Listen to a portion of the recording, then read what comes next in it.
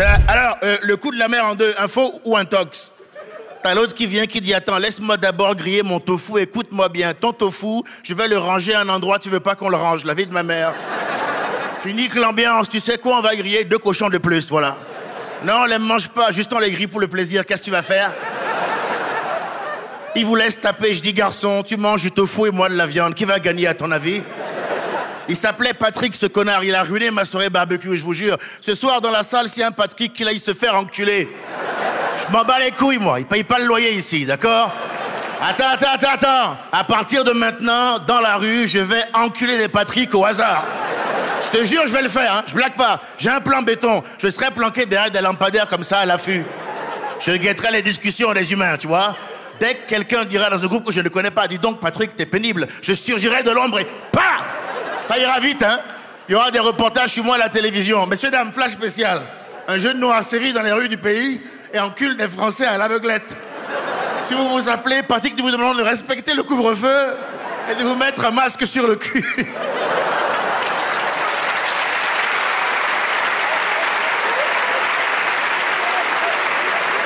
Compliqué pour le Cameroun. Cédric Doumbé aussi. D'abord, ouais. Et après Nganou. Et puis bon, Benoît Saint-Denis aussi sur la fin du week-end, qui est pas africain, mais dont on peut aimer aussi la mentalité, le mindset, je trouve. On y viendra peut-être. En tout cas, c'est vrai que ça le week-end, bon, Nganou, ça fait vraiment mal parce que moi, je suis vraiment fan. J'adore le mindset du gars. Son parcours en lui-même, c'est une inspiration. Partir des champs et des chantiers au Cameroun pour en arriver à mettre KO, parce que pour nous, il a gagné le combat contre Tyson Fury. Hein. Clairement. Oui, ils ont essayé de nous voler, mais là, c'est pareil. Hein, on ne laissera pas passer. C'est-à-dire que notre gars, il a gagné. Vous dites ce que vous voulez. Donc, fierté... continental, pas seulement national. On est content d'être même noir quand on voit Ngannou. Kim Kardashian quand même dit qu'il a une énergie sexuelle folle. Là, Francis, je suis jaloux. Là, je suis quand même jaloux. Donc non, on est fan du gars. Il a perdu face à un mec qui l'a tapé, mais on peut être fier de lui parce que il va au bout de ses inspirations. Il laisse pas les circonstances où les gens lui disent là où il peut aller. On lui a dit non, va jamais en boxe, tu pourras jamais aller en boxe. Le mec, premier combat de boxe qu'il fait, il tape quand même le champion poids lourd incontesté. Bon alors, donc après ça, qui veut pas aller au bout de ses rêves? Bon deuxième combat, ça passe pas. J'ai l'impression que lui aussi, il était un peu plus détendu que d'habitude. Tyson Fury l'a dit ça dans l'analyse du combat. Oui. Il est tombé en face d'un boxeur expérimenté, Anthony Joshua, et AJ, londonien, origine nigériane, très costaud. Lui, quand même, il a tapé Klitschko, légende absolue de la boxe. Il a tapé... avant, il y avait c'était un White, quelque chose, la Dan White. Il a eu la médaille d'or. C'est un médaille d'or, quand même. Olympique, ouais. Médaille d'or olympique. Il a été plusieurs fois champion du monde, je crois 2 fois. Il a perdu, il a repris. Et là, il va partir pour une 3e fois. Bon, donc on a affaire à un boxeur expérimenté qui l'a tapé techniquement. C'est-à-dire que là, quand tu regardes le match, c'est technique. Premier down, changement de garde de la part de Francis Ngannou.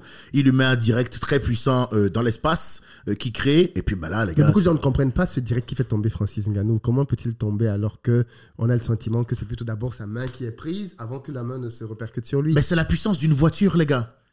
C'est la puissance d'une voiture. C'est l'équivalent d'une Peugeot 504 ou je sais pas quoi, là, qui vous fonce dedans. Regardez le bébé que c'est en face. C'est pas un danseur de zouk, hein. Ça veut dire, avec tout le respect qui est dû au tonton zouker. Mais quand même, c'est une voiture qui t'arrive en pleine face. Donc là, c'est direct du droit, il profite, il percute complètement. Et c'était le combat des puissants, hein. On l'avait dit, c'était le titre du combat, hein. C'était le combat des puissants. Ngannou, monstre de puissance, peut-être, sans doute même, l'être humain est considéré comme l'être humain le plus puissant au monde. Ouais. Avec différents tests qui ont été faits. C'est une voiture, c'est machin, il dépasse largement les Tyson, hein. Pour que vous ayez des références. Ça dépasse Tyson, hein. Mike Tyson, Francis Ngannou. Donc c'est important de le dire. Et en face, même un mec puissant comme ça, c'est là où tu vois que la boxe est un art noble et respectable. C'est que même si t'es puissant, frérot, si tu manques de technique, tu perds quand même. Et le deuxième knockdown qu'il lui met à la reprise du second round, c'est le pire, comme je dis, parce que il fait beaucoup de directs durant tout le combat. Le bras gauche, c'est très utile aux boxeurs qui sont droitiers ou le bras droit aux boxeurs qui sont gauchers parce que le bras avant, en gros, il y a le bras avant et le bras arrière. Comme ça, on oublie la notion de gauche-droite. Le bras avant, c'est le bras qui permet de mesurer la distance, de mettre des petites jabs pour garder la distance et le bras arrière sert toujours à finir. Francis a de manière un peu scolaire, un peu trop utilisé son bras avant en permanence. Donc l'autre en face, c'est pas une information qu'il peut rater avec tout le pédigré qu'il a en boxe. Donc au bout d'un moment, Francis envoie, et on voit bien que, si tu regardes la scène, tu vois bien que Joshua est immobile, hein, comme un fauve qui attend que la viande se présente. Et le mec envoie le bras, et lui, du coup, il envoie son bras arrière au-dessus. Du direct de Ngannou, et il le prend dans la tempe. C'est le coup le plus dévastateur en boxe. On appelle ça le contre. C'est l'équivalent de l'aïkido, c'est retour. C'est-à-dire que tu es en plein effort quand te stop net. L'impact est double. Alors si en plus l'impact est double sur la tempe, parce que c'est littéralement un point vital, il y a des points, hein, la mâchoire, la tempe, le foie, tu vois, les trucs comme ça. Bon, ben là, en plein dans la tempe, le gars, il tombe. Et quand il tombe là... Il était sonné, hein. Oh, écoute, quand il se retrouve au sol, moi, j'ai vu ses yeux. Il est reparti au Cameroun, hein. Donc, il est parti d'un coup, hein. Il y avait toute la musique de l'autre dans cette... Non, mais non, eh oh. Il dit, excusez-moi, j'ai perdu mes clés. C'est ici que vous avez retrouvé mes clés. Ah, ils l'ont tapé fort, le frérot. Bon, après, il se relève. Le problème, c'est que quand tu te relèves après avoir pris un coup comme ça, quelques secondes après, tu n'es plus... Mais non, t'es pas là. Donc l'autre, bah, il a fait son boulot. Déjà, c'était exceptionnel qu'il se relève. C'est fou, hein? Ouais. Solide, hein, tonton, hein? Mangeur de ndolé, hein? Faut respecter. On est fan. Et lui, il perd très dignement. Parce que le hyper classe, et d'ailleurs il dit lui-même en interview, il plaisante direct. Il dit it was a clean one. Et on lui dit est-ce que vous avez eu mal? Il dit bah non, c'est pour ça que je suis au courant que j'étais KO. Parce que vraiment, il le dit. Il y a une vidéo, il se fout de sa propre gueule. Donc autodérision parfaite, classe totale. Et le lendemain, il fait un post. Un petit message, ouais. En disant oui, je vous ai abandonné, j'ai perdu, tu nous as pas abandonné, mais qu'est-ce que tu racontes? On est fiers de toi, hein. Tu es une inspiration pour tout le continent africain.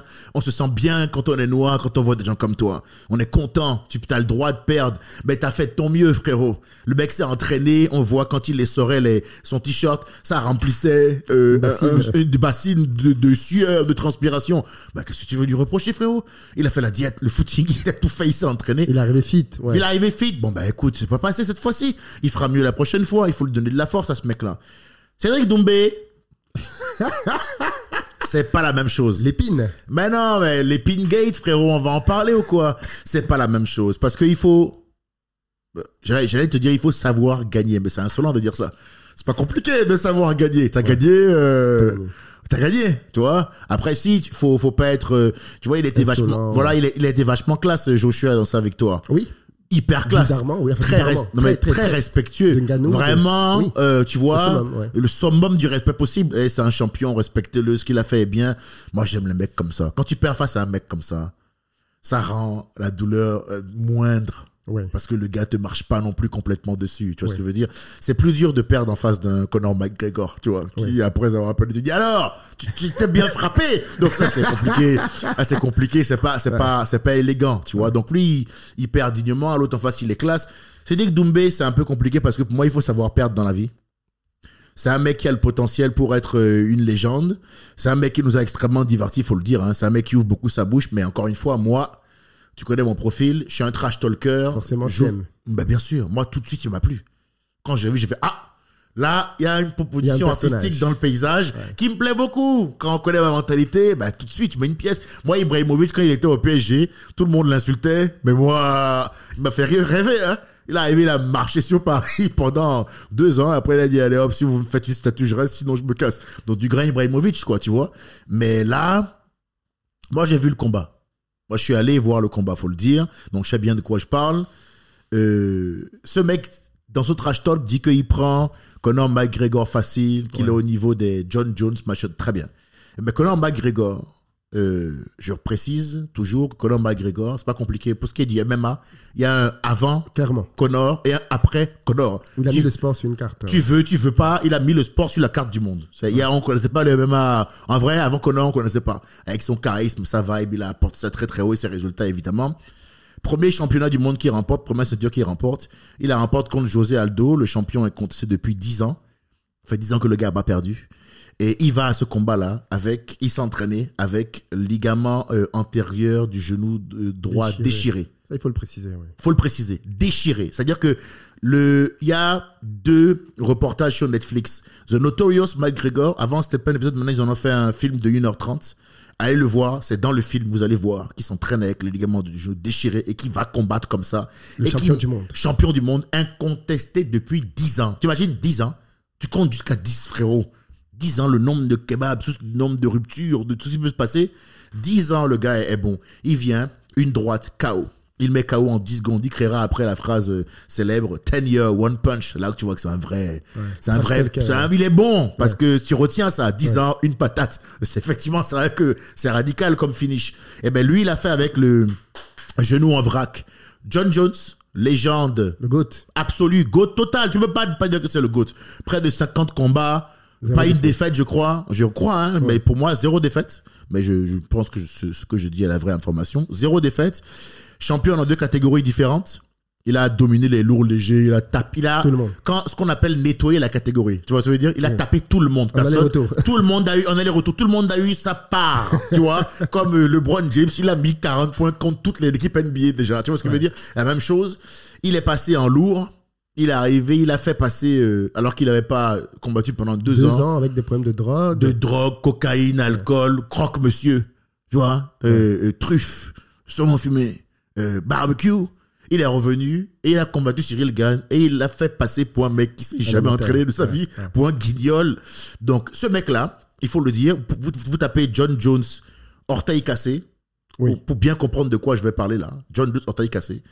Il affronte dans un combat où c'est lui le champion, donc il met sa ceinture en jeu, un mec qui s'appelle Shael, je crois que quelque chose. Et les gens mettront dans les commentaires. Au début du round, il se pète l'orteil. Mais quand je dis qu'il se pète l'orteil, c'est frérot. L'orteil se désolidarise du corps, fracture ouverte. C'est-à-dire l'orteil, il part à Toulouse, frérot. Quand vous verrez les images, l'orteil, il tient à ça sur le pied. Il regarde le chrono parce qu'il sait qu'à la fin du round, là, on va le disqualifier. Parce que tu ne peux pas combattre avec un orteil qui est sur le point de se couper, en fait, tout simplement. Mais lui, il ne peut pas perdre sa ceinture. Il regarde le chrono et il se dit, bon, il faut que je le finisse rapidement. Il ne parle pas à l'arbitre. Parce qu'il sait que s'il parle à l'arbitre va l'arrêter aussitôt. C'est considéré comme un abandon de parler à l'arbitre et de se plaindre.